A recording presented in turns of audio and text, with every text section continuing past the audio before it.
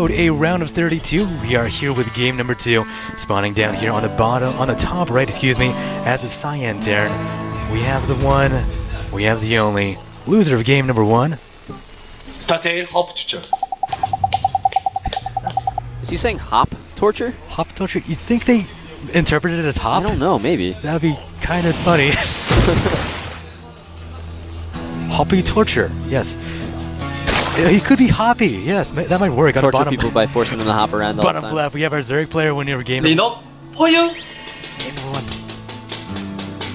He is for you, he is Leenock. And he's quite serious about the Starcraft 2. For you meaning for our Utopia. Yep. Quite a nice acronym there. I like a Utopia. So it looks like he is going to go for a fast hatchery here.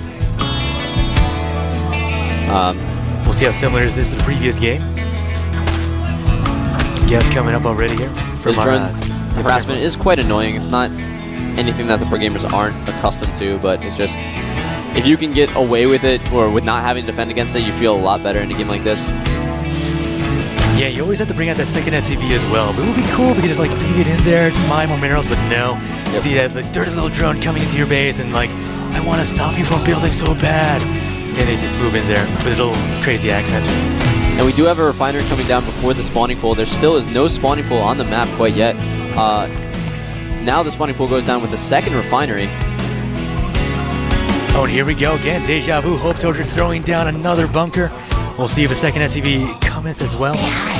This seems like a really late spawning pool. I wonder if that's an intentional build that he has going on, or if he actually forgot the spawning pool because of the pressure that's going on in this game. Interesting. Yep, there's our drone. Gonna try and do some damage here. First Marine, though, is coming into play. Now we'll get a lot of damage down here. We'll see. Really curious to see how Leenock will react to this. And yeah, there he goes. The bunker's definitely within range of that hatchery. We'll let that guy just hang out, though. There he goes.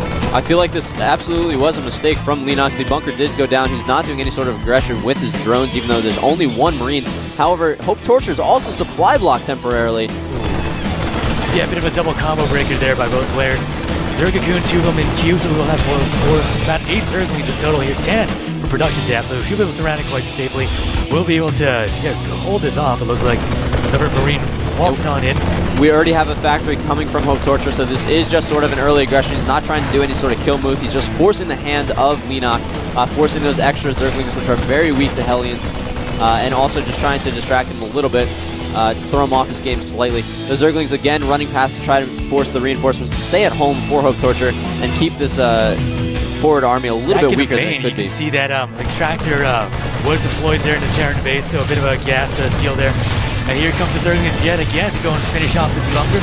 We'll get a great surround. One SCV trying to lowly repair one bunker. And there he goes. Could have surrounded on all 3 of the guys. And that first Hellion comes out, he is going to be able to do a lot of damage and force these Zerglings to run away. Those Hellions are extremely good against Zerglings. The Marines are going to be able to keep that Queen zoned out. Queen very slow off creep, so he doesn't want to step onto the actual grass. Yep, sorry. Yep, Spinecrawler up right now. We'll be able to get a surround if he really positioned it well. But that Queen, though, is at 37 HP bars. Really needs to not get into this. Oh, he will get taken out. The Queen goes down, and there's a second Hellion here, so he's going to be able to roast these Zerglings very, very quickly. If that Spinecrawler does not get up soon, he's going to be having a lot of trouble defending this expansion. Another wave of Zerglings come by, but it's Hope Torture now placing his units close to the mineral field, denying that surface area. Once one Hellion gets surrounded and gets taken out, a single Hellion is not going to be able to do a whole lot of damage, so he does back up to his second Hellion friend. However, all of them are going to run away after doing a decent amount of damage. Not as much as he would have liked, but enough to keep him slightly ahead in this game. There is still the extractor going on in the main base of Hope Torture, but it can't see anything, so it really doesn't hurt Hope Torture to have it there. Taken out. There he goes and killed it right out. But yeah, good move there by Hope Torture, not continuing on with that pressure, knows he's ahead already, and falling right back to get Cloaked Banshees, it looks like. Yep.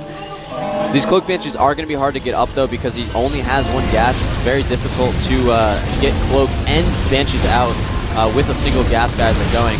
However, because he's focused on these Hellions and these Marines, he has only been using minerals so far. Zerglings try to come in. They almost take out the Marine, but run away before they do. Very lucky Marine. Yep, using that Marine as if it was a Zealot in a Protoss base, holding the fort there, just pushing up against all those like flood of Zealots trying to get into that base. But yeah, really can't do too much right now if you're Leenock. And Hope Torture replacing that Marine with a Hellion. The Hellion can take some damage, and then you can just repair it with an SCV, so you don't actually lose anything. But now replacing with the Tech Lab, which is even better. Leenock does decide to fall back. He is about to finish up his layer tech. We'll see what he decides to get done with that pathing. But yeah, cooking field about to complete, and our first Banshee is on his way. And this layer tech is out just in time. As soon as this Banshee hits the base, Leenock will be able to get out the Overseer, so he will be able to scout the cloaking of that Banshee. It will help Hope Torture to have control of the middle of the map, but it won't be able to do too much economic damage like he's hoping. There's 2 queens here. They do know the Banshee is coming, but they don't know it has cloak. Oh boy, yep, he does cloak just in time, only taking 1 hit there. And now target attacking each of these individual drones. Now going after the hatchery too. Or might decide to go after, we'll see though. Looks, And yep. he does scout the Spire going down, so he's going to be able to respond to that properly. The Overseer is there, so it's going to force the Banshee to run away. He tries to get 1 last hit, but does not quite get it. 5 kills, not too bad. Not exactly the cost of the Banshee, so again, not the best situation for Hope Torture. He does manage to save it, and there's that second Banshee on the field as well. So maybe he will group those guys together and will attack at some point in the near future. We are seeing now Hope Torture getting his second base. 4 Hellions from the previous attack still hanging out down there. And these Banshees are going to try to do a pincer move. There are 2 Overseers on the map, so he can't pull 1 Overseer away and then use the other Cloaked Banshees to do some damage. However, he can just split those Queens a little bit and pick off a few drones here and there before having to run away. We have a lot of missile turrets going down. He did scout that Spire, so he knows when those Mutalisks are going to be coming. He is prepared. Single Queen against a single Banshee. The Banshee will win. However, there should be 2 other Queens on the way. Maybe? Oh, wow, so he ends up taking out the Queen, yeah. 2 more Queens are up, as you were saying earlier, and the Overseer is there. Should be able to take it out. It's so low HP right now. Perfect timing from Hope Torture. That did a lot more damage than it should have. 4 kills, 1 of those being a Queen. Great thing to do in this stage of the game. It's going to force a lot less energy from those Queens, so you're going to get a lot less creep spread from Leenock. Ton of factors from Hope Torture coming up right now, and double Tech Labs on all these guys. Yeah, pretty much Tech Labs on all these guys across the board. Really curious to see what he decides to do here. He does have that Armory coming up, so maybe, yeah, he did scout the Spire, so probably are going to see those Swords come out soon. And those first 5 Mutalisks that came out did a little sweep of the base just to make sure those Banshees are gone before grouping up with the last 3 Mutalisks that are going to be built. And they're going to chase these Hellions back to the Terran base and try to do some harassment. Hellions right now in a bit of trouble as those Mutas are going after them on the right side of the map. Really trying hard, but yeah, he should be able to run them quite easily. This is a really nice run around from Hope Torture. He's just occupying those Mutas a little bit longer so he can get a bit more defense against the airplay from Leenock. Oh, but they do get blocked off by those Zerglings. Did not quite see that in time, so they did die without taking out any Zerglings. Yeah, very nice job there, and he's running around. He should be able to get a couple of SCVs here. Oh yeah, he doesn't have an observer, so this Banshee is cloaking it up here, getting lots of kills himself. Banshee is going to be able to take out the Zerglings quite easily, but the problem is there's still a lot of Mutalisks here doing a lot of damage. They are able to be able to hit this command center without anything fighting back. So if they are able to take this out, it's going to be great. But the 2 Thors do come out and are going to force the Mutalisks to run back just in time. Hope Torture looked like he was out of hope, but he was able to perfectly time those Thors and able to defend for what he needed. Yeah, just coming there a little bit late, but still enough time to go and save enough SCVs. Looking at the workers killed count right now, it's Leenock with 18 to Hope Torture's 9. And if you want to talk units killed while I'm here, 56 for Hope Torture and 30 for Leenock. So yeah, more units killed for Hope Torture, but more in terms of economy damage done by Leenock. Right now we are seeing all these roaches coming back up here. We do have only Goliath Reconstruction as an upgrade being researched right now for these roaches. No +1, anything right now. And this is really nice a play by Leenock. He is getting the Mutalisks out to force those Thors, and then he transitions into a lot of roaches. He only gets that first wave of Mutalisks and then ignores them. But the difference in this game is Hope Torture does have those Banshees out to see if they can actually do something. A lot of roaches coming in here. They are going to be able to take out the first Thor very, very quickly. Mutalisks coming in to try to take out the next one. The second Thor goes down. Third Thor goes down very, very quickly. That is not a good situation for Hope Torture to be in. He is surrounding these roaches. So, oh no, he's going to pull the SCVs back. Banshee getting free hits here, but this is a lot of roaches in Hope Torture's second base. Yeah, regardless of the Banshee being unable to get any kind of impeding it in any way and taking out these roaches, Leenock doing just so much damage right now, severely. Not target attacking all these SCVs. Man, if only roaches did a bit of splash damage, that'd be perfect, but... And these Banshees did prove to be the game changer this game compared to last game. They are able to force those roaches to go back because there's no way that roaches can shoot up, but throughout that fight, Leenock was actually able to get a third base on the left side of the map and be able to chase these Roaches back a lot further than they really would have wanted to do. It also forces Leenock to get a lot more Mutalisks, whereas last game he didn't need to build any Mutalisks past the first 8.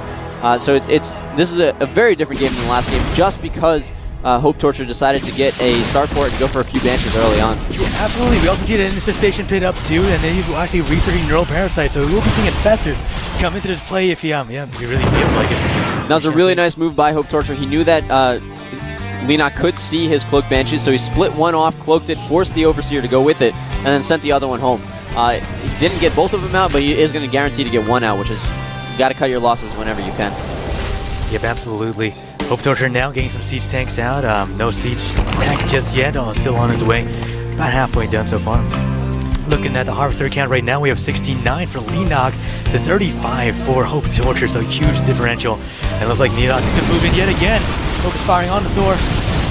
These Thors going down very, very quickly. Just 2 volleys from all these Roaches, so there's no chance for the SCVs to repair. There are a lot of tanks out here, so they're going to be able to take down the Roaches quite quickly, but he has no way to counteract these Mutalisks quite yet.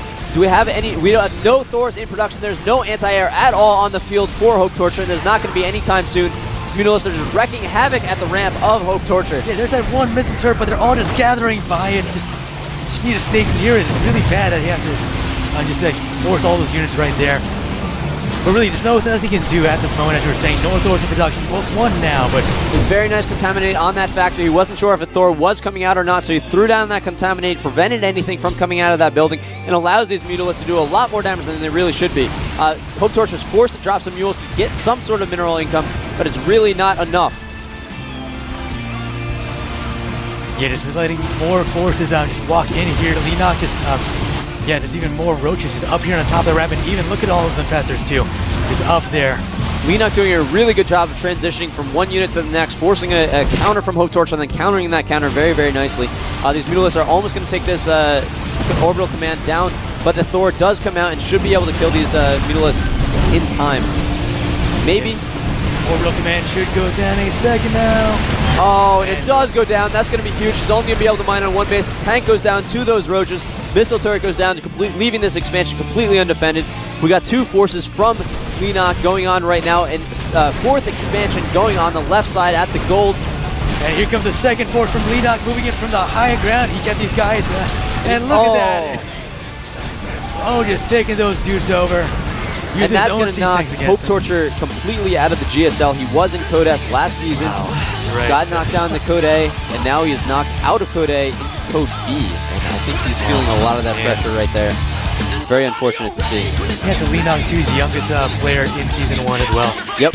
Remembering that very clearly. Yeah, wow, like so much has changed since first season of GSL with the game and with the players themselves. Yeah, this Hope Torture was the player that took 2nd place in the first GSL Open season, and now we're seeing him going out in the round of 32 of Code A. Yeah, that's just incredible, man. Yeah, but times change, man. It's been almost a year now. Almost a year. Almost a year. Pretty crazy. Yep, so great games. Great plays by Leenock, too, just seeing how that worked out for him. Very solid Zerg play. Very impressed with what he was going on there. Yeah, pretty cool stuff. Oh, man. So our next matchup is going to be Slayer's Min versus I Am Yoda. Slayer's Min is one of Slayer's better Zerg players, very strong player.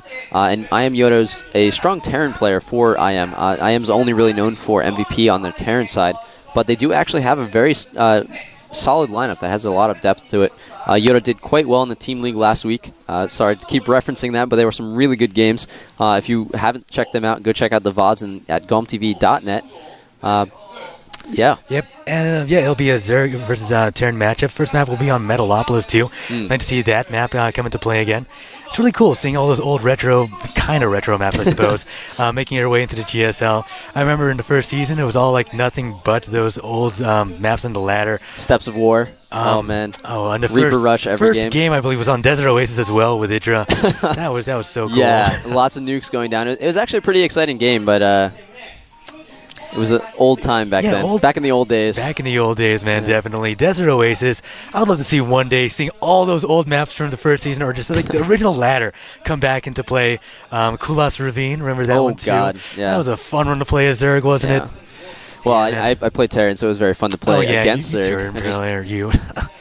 Reapers back then were very cheap. Oh man, well at least it wasn't like the beta when Reapers had all those crazy things. You played the alpha, right? So you knew about all those crazy zany things they used to do. No, I never actually played the alpha, but I was paying Oh. very close attention to it from the moment it was announced. I'm very excited for StarCraft 2. Yeah, Sequel to the best game ever. Yeah, the so. Reapers I believe had stim during those moments, so they were able to just run in, stim, and just do a ton of damage. And they also dropped mines at that time, I think. Yeah, they had the purpose of the old bikes from Brood War. Vultures? Vultures, yes. Vultures yes. were I never amazing. played Brood War, so I would love yeah. to see Hellions having mines. That would be... Hellions with mines. Oh, man. Yeah, that'd be so cool. Drones would be so scared. Drones, man. Drones need their own thing, too. Yeah. They have burrow. They just could- never use it. They could turn into structures that can do damage. Yeah. I guess that works. Yep.